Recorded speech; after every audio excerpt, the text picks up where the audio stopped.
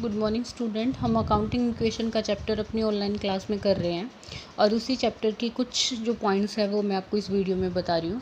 देखो, थर्ड मैंने आपको कहा था इलस्ट्रेशन इसमें कुछ नया है, इसलिए केवल इसका थर्ड पॉइंट थोड़ा सा नया है वो बताऊँगी। स्टार्ट बिजनेस विद कैश, तो इसकी एंट्री तो सभी को पता है, कैश में प्लस और कैपिटल में plus. Purchase goods for cash, तो जो कैश में खरीदी है कैश में से माइनस और स्टॉक में ऐड। और 30,000 की जो क्रेडिट पे ख़रीदी है उसका क्या करोगे, स्टॉक में तो 30,000 ऐड कर दोगे और एक क्रेडिटर बन जाएंगे आपके 30,000 रुपीज़ के। देखिए, जैसे आपका सोल्यूशन में भी किया हुआ है कि कैश में इन्होंने 20,000 माइनस कर दिए, स्टॉक टोटल कितने का इंक्रीज़ हो गया है, 50,000 का इंक्रीज़ हो गया है, और आपके क्रेडिटर कितने के बन गए हैं, 30,000 रुपीज़ के बन गए हैं। ठीक है, इसके बाद है sold goods cash costing ₹10,000 and on credit 15,000 both at A profit of 20%। कि गुड्स सोल्ड करी हैं, दो तरह की गुड्स सोल्ड करी हैं। देखो, इन्होंने कैश में बेची है 10,000 की कॉस्ट की गुड्स 20% प्रॉफिट पे, और क्रेडिट में बेची है 15,000 कॉस्ट की गुड्स 20% प्रॉफिट पे। तो अब मेरे को आपको यही सिखाना है कि देखो, सबसे फर्स्ट तो इसमें प्रॉफिट कितना हुआ है। देखो, हम जैसे अपनी ये अकाउंटिंग इक्वेशन बना रहे हैं, वही सीरियल नंबर, पर्टिकुलर्स, एसेट्स का कॉलम, और ये हमारा है कैपिटल प्लस लायबिलिटी। अब एसेट्स में दो तो एसेट्स हमारी बन चुकी है, कैश और स्टॉक, और इधर हमारी क्या क्या लायबिलिटी बन चुकी है, क्रेडिटर, कैपिटल और क्रेडिटर। इतना तो ये क्वेश्चन है ही। अब देखो, उसने क्या करा है, एक ही पॉइंट में दो पॉइंट आए हुए हैं थर्ड पॉइंट के अंदर, कि उसने 10,000 कॉस्ट की गुड्स 20% प्रॉफिट पे बेची है। तो 10,000 का 20% कितना हो जाएगा, 2,000। और ये इसने बेची है कैश में, यानी कि उसने कैश में कितनी गुड्स बेची है, 12,000 की। तो कैश में कितना ऐड कर दोगे, 12,000 ऐड कर देंगे। और टोटल जो स्टॉक में माइनस करोगे वो 25,000 माइनस करोगे। टोटल 25,000 क्यों माइनस करोगे, क्योंकि 10,000 की एक बेची है और 15,000 कॉस्ट की एक बेची है। तो टोटल उसने कितनी कॉस्ट की गुड्स बेची हैं, 25,000 की। और जो दूसरी 15,000 कॉस्ट वाली गुड्स हैं वो भी उसने 20% प्रॉफिट पे ही बेची है, और इसका 20% प्रॉफिट आ जाएगा 3,000। तो यानी कि उसने कितने में बेची है, 18,000 रुपये में। लेकिन ये उसने किस में बेची है, क्रेडिट पे। अगर क्रेडिट में सेल करते हैं तो हमारे कौन बनते हैं, डेटर्स, जो कि हमारी क्या होती है, एसेट्स होती है। तो ये 18,000 के हमारे क्या बन जाएंगे, डेटर्स बन जाएंगे। और आपके क्रेडिटर कितने के क्रेडिटर आप वो पहले, यानी कि इस इक्वेशन के कितने इफेक्ट हुए, 3। आपका स्टॉक कम हुआ कितने से, 25,000 से। कैश में ऐड हुए 12,000। 12,000 कैसे आए, 10,000 की गुड्स है और 2,000 उस पर क्या हुआ है, प्रॉफिट। तो 12,000 टोटल कैश रिसीव हुआ। ऐसी 15,000 की कॉस्ट पे आपको 3,000 रुपये प्रॉफिट हुआ है, तो 18,000 के आपके क्या बन गए हैं, डेटर बन गए। तो ये तो था आपका थर्ड क्वेश्चन। इसके बाद देखिए, फोर्थ फिफ्थ मैं आप लोगों को बता चुकी हूँ। इसके बाद दो पॉइंट बताने हैं मुझे, और वो पॉइंट है आपके ये पॉइंट है आपके, देखिए, आउटस्टैंडिंग एक्सपेंसेस और प्रीपेड एक्सपेंसेस। इनका मीनिंग बताना है सबसे पहले मुझे, आउटस्टैंडिंग एक्सपेंसेस और प्रीपेड एक्सपेंसेस का। आउटस्टैंडिंग एक्सपेंसेस क्या होते हैं, देखिए, आउटस्टैंडिंग एक्सपेंसेस वो एक्सपेंसेस होते हैं which due but not paid, यानी कि ये ऐसे हैं जो हो चुके हैं लेकिन आपके पे नहीं हुए, ये ड्यू होते हैं। जैसे कि फॉर एग्ज़ाम्पल, आप अपना अकाउंटिंग ईयर बनाते हैं 1 अप्रैल से लेकर 31 मार्च। अब कोई व्यक्ति है वो आपके यहाँ फरवरी और मार्च नौकरी कर चुका है, लेकिन आपने उसको सैलरी अभी तक पे नहीं करी है, तो वो खर्चा आपका हो चुका है, यानी कि वो ड्यू है।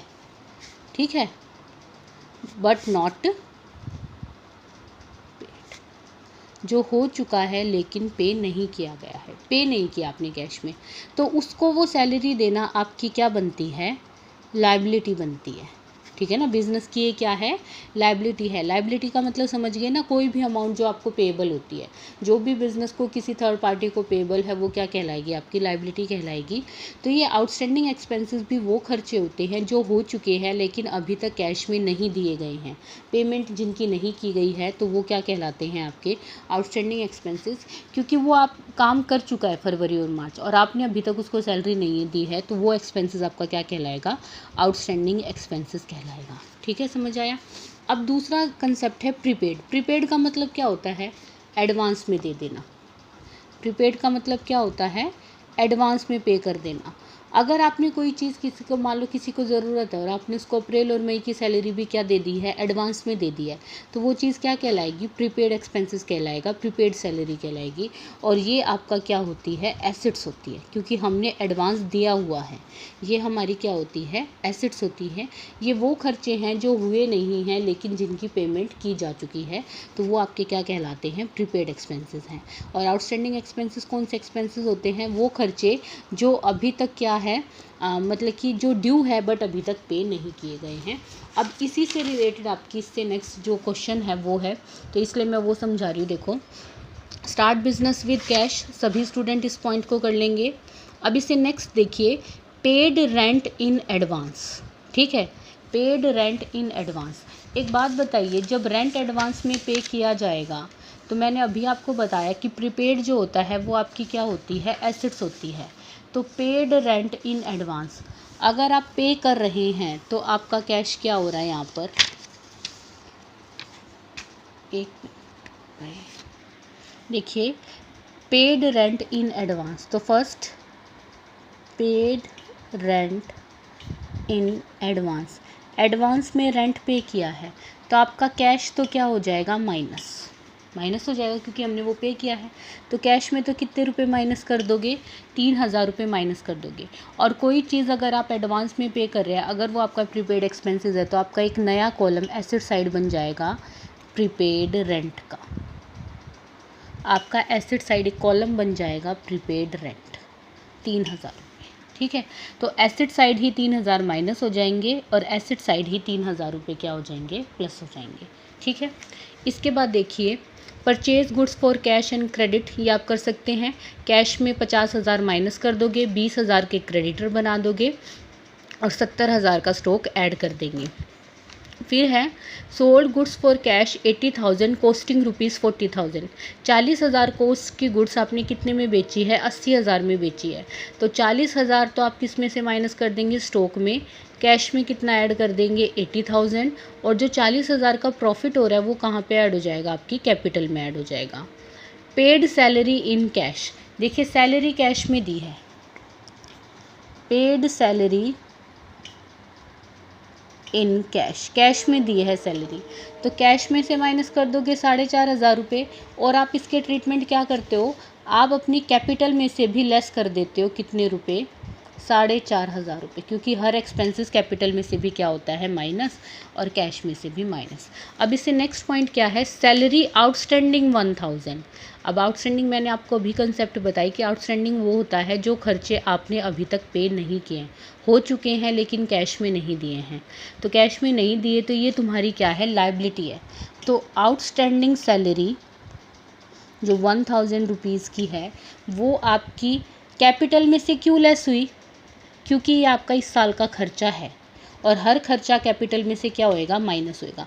साथ के साथ आपका एक नया कॉलम बन जाएगा लायबिलिटी साइड, क्या? आउटस्टैंडिंग सैलरी का, और यहाँ पर ऐड हो जाएंगे कितने? 1000 रुपीज़। दोबारा बता देती हूँ, देखो हमने इस 1000 रुपये को कैपिटल में क्यों माइनस किया है? क्योंकि ये खर्चा है। सैलरी भी आपने करी ना 4,500 रुपये, ये इस साल से रिलेटेड खर्चा है, तो हम इसको क्या करेंगे? माइनस करेंगे। और आउटस्टैंडिंग सैलरी है तो ये आपकी लायबिलिटी बनी है, इसलिए एक नया कॉलम बन जाएगा आउटस्टैंडिंग लायबिलिटी का। ठीक है, और boat motorcycle for personal use, personal use के लिए मोटरसाइकिल खरीदी है, तो पर्सनल यूज़ के लिए जो भी निकालते हैं वो क्या होती है? आपकी ड्राइंग्स होती है। ये आपकी ड्राइंग्स है, तो आप इसको क्या करेंगे? कैपिटल में से कैश में से माइनस कर देंगे और कैपिटल में से माइनस कर देंगे। ठीक है, ये आपका क्वेश्चन था। इसके बाद आप लोगों का एक लास्ट क्वेश्चन है जो इससे नहीं, हाँ अभी तो है लो क्वेश्चन, इसी कंसेप्ट से रिलेटेड एक हम अपनी क्लास में कर लेंगे। मैं आपको इस क्वेश्चन के अंदर बता देती हूँ जो है पॉइंट चेंज। देखो इसमें है Manoj started business with cash, Manoj ने बिजनेस स्टार्ट करा है with cash goods and building.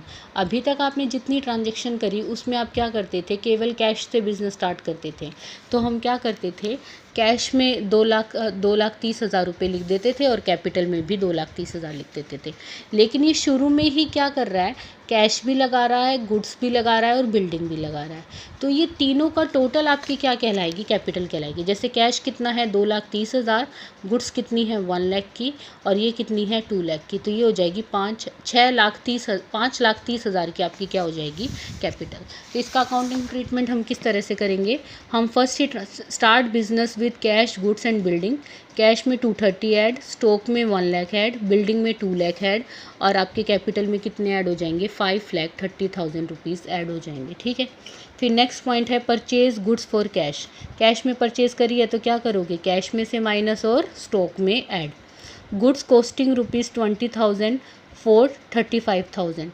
अब 20,000 की गुड्स कितने में बेची है, 35,000 में। तो कैश में 35,000 प्लस हो जाएंगे, स्टॉक में 20,000 और कैपिटल में प्रॉफिट ऐड हो जाएगा 15,000 का। Purchase goods from Rahul, Rahul से ख़रीदा है, जब उसका नाम आ गया तो यानी कि आपने क्रेडिट पे ख़रीदा है। कितने की ख़रीदी है, 55,000 की। तो 55,000 स्टॉक में ऐड हो जाएंगे और 55,000 ही क्रेडिटर के अंदर ऐड हो जाएंगे। ये तो सभी दोबारा पुराने पॉइंट्स ही आ रहे हैं। 52,000 कोट्स की गुड्स आपने 60,000 में वरुण को सोल्ड की है, तो वरुण अब आपका क्या बन जाएगा, डेटर बन जाएगा। यहाँ पे स्टॉक में से माइनस होंगे कितने, 52,000। आपका डेटर बन जाएगा वरुण कितने रुपए का, 60,000 का। और जो डिफरेंस 8,000 का प्रॉफिट हुआ है वो किस में से प्लस हो जाएगा, कैपिटल में। अगर किसी ट्रांजेक्शन में लॉस होता है, मान लो 50,000 की चीज़ 45,000 में बेच रहा है, तो वो 5,000 रुपये कैपिटल में से माइनस हो जाते हैं। आपके लिए जो पॉइंट नया है इस इलस्ट्रेशन में, वो एक तो फर्स्ट पॉइंट था, एक अब जो 6th बता रही हूँ वो है, और एक 8th है। ठीक है, ये पॉइंट्स देखिएगा। Paid cash to Rahul in full settlement 53,000। पहले तो वर्ड है फुल सेटलमेंट। फुल सेटलमेंट का मतलब होता है उसका अकाउंट क्लियर कर देना। ठीक है। अब देखिए, आपने जो राहुल से ख़रीदा था माल, वो कितने रुपए का ख़रीदा था, 55,000 का, और उसको आप कैश कितना दे रहे हैं, 53,000 दे रहे हैं। यानी कि 2,000 का आपको क्या मिल गया, डिस्काउंट मिल गया। भाई उसको पे कितने करने थे, 55,000, और आपने उसको पे कितने करे हैं, केवल 53,000, और वो भी उसका अकाउंट क्या कर दिया, फुल सेटल कर दिया। तो 2,000 रुपये आपको क्या मिल गया, डिस्काउंट मिल गया। अब देखो इसकी एंट्री क्या बनेगी, कैश में तो 53 लेस होंगे क्योंकि कैश हमारे पास से कितना गया है, 53,000। जो आपने अपनी लाइबिलिटी साइड क्रेडिटर बना रखा था 55,000 का, अब वो भी ख़त्म होएगा। तो क्रेडिटर कितने का कम हुआ, 55,000 रुपये का कम हुआ।